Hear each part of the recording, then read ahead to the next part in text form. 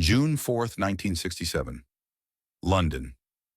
2 days after Sergeant Pepper's Lonely Hearts Club Band changed music forever, Paul McCartney sat in the corner booth at the Savile Theatre Club, nursing a pint of bitter that had gone warm in his hands. The weight of what they just unleashed on the world hadn't settled yet. Reviews were still trickling in from music journalists across Britain and America. 8 months in the studio, most expensive record ever made, representing everything the Beatles had become since they'd stopped touring and disappeared into Abbey Road. John sat beside him, cigarette dangling from his lips, wearing that satisfied expression he got after they'd completed something truly significant, something that would matter. George sat across their small round table, characteristically quiet, occasionally nodding to faces he recognized scattered throughout the intimate crowd. Ringo had his back to the room, drumming silently on his knee with two swizzle sticks, keeping time to some internal rhythm only he could hear. The Savile Theatre wasn't fancy by London standards, a converted Victorian theatre in the heart of the West End that had been transformed into a club hosting intimate performances for London's underground music scene. Maybe 200 people on a good night, mostly musicians, producers, journalists, and the occasional celebrity who wanted to discover something new before anyone else caught on. Tonight felt different, though, electric with anticipation. Word had spread through the scene that an American guitarist was performing, someone most of the audience had never heard of, but whose name was starting to whisper through London's musical underground. Paul barely registered the announcement when it first came through the club's modest sound system.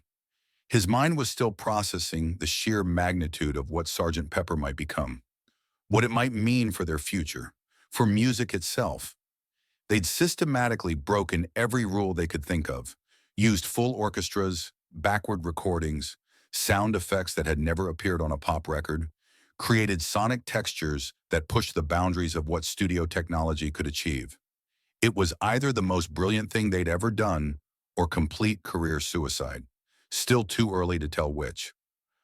"Ladies and gentlemen," the announcer's voice cut through the ambient club chatter like a blade through silk. "Please welcome from America, Jimi Hendrix." Paul looked up from his contemplation with mild curiosity, the kind of detached interest he'd developed toward new performers over the years. The figure walking toward the small, spotlit stage didn't look like the traditional blues guitarists who regularly made pilgrimages through London's club circuit. This one was tall, impossibly thin, with an enormous afro that seemed to defy gravity and clothes that belonged in some different decade entirely. Maybe a different century. His white Fender Stratocaster caught and reflected the harsh stage lights as he moved with fluid, almost feline grace, plugging into a Marshall stack that seemed preposterously large for the intimate confines of the room. The audience quieted with polite British reserve, uncertain of what to expect, but willing to give this unknown American the benefit of doubt that London's music scene was famous for extending to promising newcomers. Hendrix adjusted his amplifier settings with the methodical precision of someone who understood his equipment intimately, tested his guitar briefly with a few quick, barely audible runs up and down the fretboard, then leaned into the microphone. When he spoke, his voice was soft, almost conversational, as if he were addressing friends in someone's living room rather than performing for strangers in a public venue. "I'd like to do a song," he said, pausing just long enough for the words to settle over the room, "for the Beatles." Paul straightened in his chair so quickly he nearly knocked over his pint. The casual, almost offhand mention of their name sent a small electric jolt through his entire nervous system. They were accustomed to recognition, certainly, especially in London, where they were treated with something approaching religious reverence. But something about the way this unknown American guitarist had said it felt fundamentally different, more personal, more immediate, like he was speaking directly to them rather than simply acknowledging their presence in the room. "This came out 2 days ago," Hendrix continued, his voice maintaining that same intimate, conversational tone that made everyone in the room lean forward slightly to catch every word. "Beautiful album, really beautiful." He didn't announce the song title, didn't explain his choice, didn't offer any introduction or context. He simply positioned his long, elegant fingers on the fretboard with the confidence of someone who knew exactly what he intended to do, took a barely perceptible breath, and began playing the instantly recognizable opening chords to Sgt. Pepper's Lonely Hearts Club Band. The first notes that emerged from Hendrix's Stratocaster hit Paul McCartney like a physical force, like someone had reached across the small, smoky room and grabbed him by the throat. Those chords, that exact progression, the same carefully constructed harmonic sequence they'd labored over in Abbey Road studios, refined through countless takes and overdubs, perfected through hours of meticulous arrangement work. But Hendrix was playing them from memory, note perfect, with an interpretation that somehow managed to honor their original conception while making it completely, unmistakably his own. Paul's pint glass froze halfway to his lips, condensation beating on the sides while time seemed to slow around him. John's cigarette hung forgotten between his fingers, ash growing precariously long while his eyes remained fixed on the stage. George leaned forward in his chair, his usual composed demeanor cracking just slightly, revealing genuine surprise beneath his carefully maintained cool. Ringo stopped his unconscious drumming on his knee and turned his entire body to watch, swizzle sticks clutched forgotten in his hands. The album had been released exactly 48 hours ago. 48 hours. Most people in Britain hadn't even had time to purchase a copy yet, let alone absorb its complex arrangements, memorize its intricate melodies, or understand its sophisticated harmonic structures. Yet here was this guitarist, this complete unknown from America, performing their most musically complex song from memory with the kind of deep, intuitive understanding that suggested he'd been living with the material for months, not hours. But it wasn't just the impossible accuracy that left the Beatles speechless. It was the way Hendrix played it. He took the careful, meticulously orchestrated arrangement they'd crafted in the studio, every horn section, every overdub, every precisely placed sound effect, and stripped it down to its essential emotional truth. Just guitar and voice, raw and immediate, and somehow more powerful in its simplicity than their full production had been. The song became simultaneously smaller and larger, more intimate, but also more universal. It was as if Hendrix had found the beating heart of what they were trying to communicate and presented it back to them, purified and crystallized. His voice, when he began singing their lyrics, carried that same casual confidence as his speaking voice, but with an added dimension of soulful vulnerability. He wasn't trying to imitate Paul's original vocal delivery, wasn't attempting some sort of slavish reproduction. Instead, he was finding his own path through the words, his own emotional connection to their meaning. The familiar lyrics sounded different emerging from his mouth. Not worse or better than Paul's version, just fundamentally different, like they meant something else entirely while simultaneously meaning exactly the same thing. The entire club had gone completely, almost supernaturally silent. Even the bartender at the back of the room had stopped pouring drinks, bottles suspended in midair as he stood transfixed by what was happening on the small stage. The usual background noise of conversation, clinking glasses and shuffling feet had vanished completely, as if every person in the room understood instinctively that they were witnessing something rare and unrepeatable. Paul studied Hendrix's hands on fretboard. Every chord change exactly right, not close, not approximate, but precisely what they'd played in studio. This wasn't someone who'd heard the song few times improvising through it. This was someone who'd absorbed it completely, internalized structure, made it part of musical vocabulary. During guitar solo, Hendrix added flourishes, subtle bends and vibrato, not in their version, but felt like they should have been. Paul had strange sensation of hearing their song completed, hearing possibilities they hadn't discovered. When Hendrix finished the song, the last chord ringing out through the Marshall stack and gradually fading into silence, the room remained suspended in that peculiar kind of quietude that follows something profound. It wasn't the usual pause between songs, that brief moment of anticipation before applause begins. This was different, deeper. The silence of people processing an experience they hadn't expected to encounter, trying to understand what they just witnessed. Paul looked around their small table, seeing his own bewilderment reflected in the faces of his bandmates. John was staring at the stage with an expression somewhere between genuine admiration and complete disbelief. his cigarette having burned down almost to his fingers without him noticing. George wore that subtle smile he reserved for moments when something managed to impress him despite his naturally guarded nature. The kind of smile that suggested his musical worldview had just been gently but fundamentally expanded. Ringo was slowly shaking his head, not in disapproval, but in the way people do when they're processing something that defies their previous understanding of what's possible. The applause, when it finally came, was unlike the usual enthusiastic response that London club audiences typically offered to visiting American musicians. This was something different entirely, respectful, almost reverent, the kind of measured appreciation that serious musicians give when they recognize they've witnessed genuine artistry. It was the sound of people who understood they just experienced something they would remember and talk about for years to come.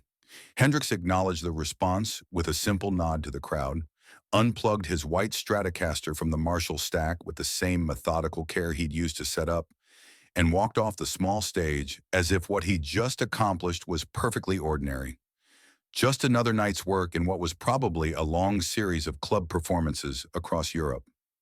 Paul sat motionless in his corner booth for several minutes after the performance ended, his untouched pint growing even warmer in his hands, while his mind raced through implications he couldn't quite articulate. Someone he'd never heard of had taken their most recent work, their most personal and ambitious artistic statement to date, and reflected it back to them through a completely different musical lens, revealing depths and possibilities in their own creation that they hadn't recognized. It felt simultaneously like the highest form of compliment and the most profound form of artistic understanding he'd ever encountered. "Did he just," John started to say, then stopped mid-sentence, apparently unable to find adequate words for what they had all witnessed. "Yeah," George replied quietly, his voice carrying a mixture of admiration and something approaching awe. "He did." 2 bloody days, Ringo said, more to himself than to anyone else at the table. "The album came out 2 bloody days ago." Paul excused himself from the table and made his way through the crowd toward the small backstage area, driven by a need he couldn't fully explain to meet this person, to understand what had just happened, to somehow make sense of the experience they'd all shared. He found Hendrix in the cramped backstage area behind the club's small stage, carefully placing his white Stratocaster back into its worn case with the kind of reverent attention that serious musicians always show their primary instruments. Up close, the guitarist appeared younger than he'd seemed under the stage lights, early 20s, maybe mid-20s at the oldest. His movements were precise and deliberate, economical in the way of someone who'd spent years learning to care for expensive equipment on a limited budget. He treated his guitar with obvious reverence, but also with the casual familiarity of long partnership. "That was," Paul began, then found himself stopping, realizing he didn't have adequate words for what he wanted to express. Hendrix looked up from his guitar case, and when he recognized Paul, his face showed neither surprise nor the kind of starstruck excitement that most young musicians displayed when meeting a Beatle. Instead, his expression remained calm, friendly, but reserved, carrying that same quiet confidence that had characterized his stage presence. "Oh, Paul McCartney," he said, his voice maintaining the same soft conversational tone he'd used when addressing the audience. "Thank you for the music, man. Really beautiful stuff." "Thank me?" Paul found himself laughing, but the sound came out more uncertain than he'd intended. "You just played our song better than we've ever played it ourselves." "Different," Hendrix corrected gently, but with unmistakable conviction. "Not better, just different. Different approach, different perspective. Same heart, though." They talked for maybe 10 minutes. Hendrix, soft-spoken, articulate, surprisingly humble, spoke about Sgt. Pepper with detailed understanding, suggesting he'd listened obsessively since release. Not just enjoyed it, but studied it, dissected arrangements, analyzed production techniques, absorbed innovations. "How did you learn it so quickly?" Paul asked. Hendrix shrugged.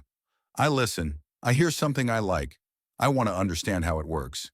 Your album, man. It's like masterclass in everything music can be. I had to figure out how you did those things." Paul left conversation with strange mix of pride and humility. Pride that their work connected immediately with someone of obvious talent. humility at realizing their music was traveling further and faster than they'd imagined. Story of that night spread through London's music scene quickly. People who hadn't been there claimed they were. Musicians talked about it in rehearsal rooms and recording studios. Night Hendrix played Sergeant Pepper to the Beatles became one of those moments that defined an era. Real impact was quieter, more personal. In months that followed, Paul found himself approaching songwriting differently. Encounter with Hendrix showed him their music was no longer just theirs. Once released, it became part of larger conversation, subject to interpretation by artists they'd never met, in ways they couldn't predict, both liberating and terrifying. Years later, long after Beatles disbanded, Paul would reflect on that night in interviews. Description evolved over time, but certain details remained constant. Hendrix's quiet confidence, precision of his playing, way he'd made their songs sound both familiar and completely new. It was one of the greatest compliments I've ever received, Paul said in 1987 interview. Not just that he played our song, but how he played it. He understood what we were trying to do, maybe better than we did ourselves. That night taught me that once you put music out into the world, it doesn't belong to you anymore. It belongs to everyone who hears it and finds something meaningful in it. Interviewer asked if meeting Hendrix changed his approach to music. Paul considered question. Jimi showed me that best kind of influence isn't imitation, it's transformation.